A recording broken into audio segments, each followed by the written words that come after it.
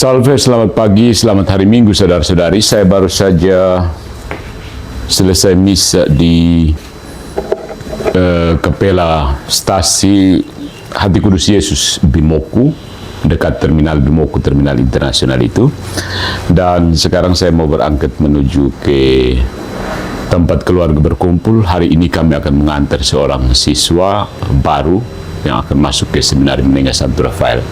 Nah, untuk itu sebelum ke sana saya mengajak saya mau membagikan homili saya tadi, tapi kali ini secara refleksi filosofis. Kalau tadi liturgis teologis, di channel ini saya bagikan bagaimana refleksi filosofisnya tentang perumpamaan lalang dan gandum. Vamonos. Jadi homilinya kita beri judul Gandum, Lalang, dan Kesabaran Allah. Ya. Kita sering membayangkan dunia secara sederhana, yang baik harus berada di satu tempat, yang jahat di tempat lain. Ya, orang benar harus segera diberi ganjaran, orang jahat harus segera dihukum. Ya, kita menginginkan dunia yang bersih seperti halaman yang baru saja disapu. Tetapi Injil hari ini berkata bahwa ladang kehidupan tidak sesederhana itu, ya. Di dalam satu ladang, ya, orang timur tahu ladang kan, kebun. Di dalam satu ladang itu tumbuh gandum dan lalang, jagung dan belukar, ya, puat. Di dalam satu masyarakat terdapat kejujuran dan kelicikan. Di dalam satu keluarga ada kasih, tetapi juga ada luka. Bahkan di dalam satu hati manusia terdapat kerinduan akan Allah sekaligus kecenderungan untuk berdosa. Ya, persoalan Injil hari ini bukan hanya dari mana kejahatan berasal, persoalannya juga bagaimana kita harus hidup ketika kebaikan dan kejahatan tumbuh berdampingan. Jadi realitas manusia itu tidak hitam putih, ya. Secara filosofis, perumpamaan ini mengajarkan suatu bentuk realisme antropologis. Yesus tidak memandang manusia secara naif. Dia tidak mengatakan bahwa semua orang otomatis baik. Musuh sungguh-sungguh ada, lalang sungguh ditaburkan. Kejahatan itu bukan sekedar kesalahpahaman atau kurangnya pendidikan. Tetapi Yesus juga tidak mengajarkan pesimisme, ya. Ladang itu tetap milik Sang Tuhan. Benih pertama yang ditaburkan adalah benih yang baik. Kejahatan datang kemudian sebagai penyusupan, penyimpangan, dan perusakan. Dalam bahasa filsafat klasik, kejahatan bukan substansi yang berdiri sendiri. Kejahatan adalah kekurangan atau kerusakan pada sesuatu yang seharusnya baik. Ya, istilah teknisnya privatio boni. Nah, kebohongan itu merusak kemampuan manusia untuk berbicara benar. Contohnya, ketidakadilan itu merusak relasi yang seharusnya tertib. Kebencian itu merusak kemampuan manusia untuk mengasihi. Karena itu, iman Kristiani tidak berkata bahwa dunia pada dasarnya jahat. Dunia diciptakan baik, tetapi terluka oleh dosa. Lalang tumbuh, tetapi gandum tidak hilang.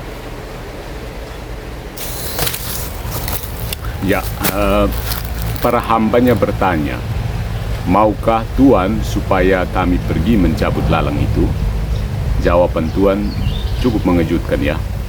Jangan, karena bisa jadi gandum itu ikut tercabut. Nah, di sini Yesus mengoreksi salah satu godaan terbesar manusia, keinginan untuk menjadi hakim sebelum waktunya. Manusia itu mudah sekali memberi cap, stempel.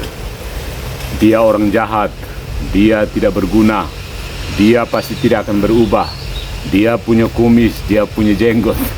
Kita melihat satu kesalahan, lalu menganggap seluruh pribadi itu salah. Kita melihat satu dosa, lalu merasa sudah mengetahui seluruh isi hatinya. Itulah kekeliruan filosofis yang disebut reduksionisme. Artinya apa? manusia direduksi hanya kepada satu perbuatannya, satu kegagalannya, satu masa lalunya. Padahal pribadi manusia selalu lebih besar daripada kesalahannya. Seorang pembohong tidak hanya terdiri dari kebohongannya. Seorang pendosa tidak hanya terdiri dari dosanya. Dan selama dia masih hidup, dia masih punya akal untuk mengenal kebenaran, punya akal untuk mengenal kebenaran, punya kehendak untuk memilih kebaikan, dan rahmat yang memungkinkan dia untuk bertobat. Jadi gereja itu menolak dosa tetapi tidak membuang pendosa. Ya. Gereja harus menyebut yang jahat sebagai jahat, tetapi tidak boleh menutup pintu pertobatan. Ya. Kita tidak boleh menjadikan belas kasih sebagai alasan untuk membenarkan dosa. Tapi kita juga tidak boleh menjadikan kebenaran itu sebagai senjata yang dikokang untuk menghancurkan manusia. Bahaya reduksionisme namanya. Terus, mengapa Allah membiarkan lalang tetap tumbuh ya? Bukan karena Allah tidak mampu bertindak. Ya. Bacaan pertama hari ini mengatakan bahwa justru karena Allah berkuasa, Dia mengadili dengan belas kasih. Kesabaran Allah bukan tanda ketidakberdayaan, tetapi tanda penguasaan. Orang lemah sering bertindak tergesa-gesa, terburu-buru, karena takut kehilangan kendali. Orang yang sungguh kuat tidak perlu menghancurkan lawannya pada kesempatan pertama. Ya kan? Orang yang benar-benar kuat tidak perlu menghancurkannya pada kesempatan pertama. Allah bersabar karena Dia memberi ruang bagi pertobatan. Waktu yang kita terima bukanlah bukti bahwa dosa tidak penting. Waktu adalah kesempatan untuk berubah. Waktu itu kesempatan untuk berubah loh. Karena itu jangan salah memahami kesabaran Allah. Allah memang panjang sabar, tetapi Injil tetap berbicara tentang waktu panen. Nanti ada saat ketika gandum dan lalang dipisahkan. Atau kalau kebun timur, jagung dan belukar dipisah. Akan ada penghakiman. Belas kasih tidak menghapus kebenaran. Kesabaran tidak membatalkan keadilan.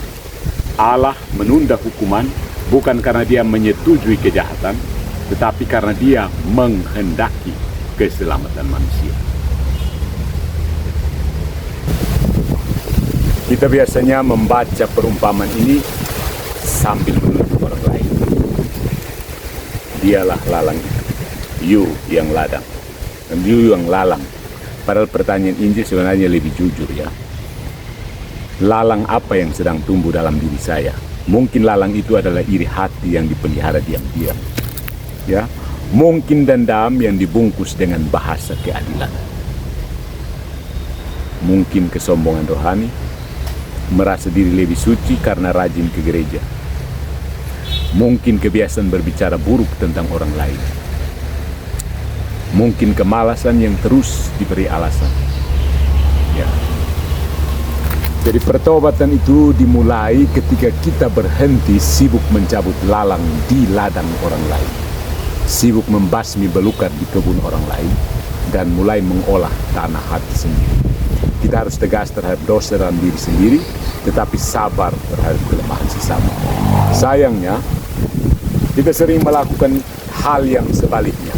Lunak terhadap kesalahan sendiri, tetapi kejam terhadap kesalahan orang lain. Sesudah berbicara tentang gandum dan lalang, Yesus berbicara tentang biji sesawi dan ragi. Biji sesawi kecil tetapi bertumbuh menjadi besar. Ragi tersembunyi di dalam adonan, tetapi mengubah seluruh adonan. Nah, ini adalah filsafat pertumbuhannya. Kerajaan Allah yang besar itu dimulai dari yang kecil, yang mengubah dunia, sering bekerja. Hal-hal yang mengubah dunia itu sering bekerja dalam keheningan. Kita hidup di zaman yang menyukai hal besar, cepat ramai, dan terlihat. Ya. Kita mengukur keberhasilan dari jumlah pengikut, tepuk tangan, jabatan, atau perhatian publik, ya kan? Tetapi Allah sering bekerja melalui hal yang tampaknya kecil. Seorang ibu yang setia mendidik anaknya, seorang ayah yang bekerja jujur, seorang guru yang tidak lelah mengajar, seorang anak yang merawat orang tuanya, seorang umat yang berdoa dalam kesunyian. Ya, jangan meremehkan kebaikan kecil. Satu perkataan yang jujur bisa menyelamatkan kepercayaan banyak orang. Satu tindakan mengampuni, memaafkan bisa memutus rantai dendam. Satu kebiasaan doa bisa mengubah arah hidup seseorang. Ya, kerajaan Allah tidak selalu datang seperti petir. Kadang-kadang dia datang seperti benih yang masuk ke dalam tanah dan seperti ragi yang lenyap di dalam adonan.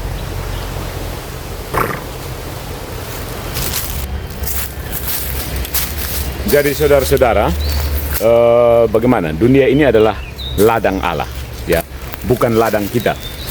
Kita dipanggil bekerja di dalamnya, tetapi kita bukan pemiliknya. Kita dipanggil membedakan yang baik dan yang jahat, tetapi kita bukan hakim terakhir. Jadi jangan menjadi lalang, jangan juga terlalu cepat menunjuk siapa yang layak disebut lalang. Tugas kita bukan membakar ladang, melainkan menumbuhkan gandum, tanam. Tugas kita bukan menghakimi hati sesama, melainkan menjaga hati sendiri. Tugas kita bukan memaksa kerajaan Allah datang dengan kekerasan, tetapi menjadi benih dan ragi di tengah dunia. Biarlah Tuhan yang menentukan waktu panen.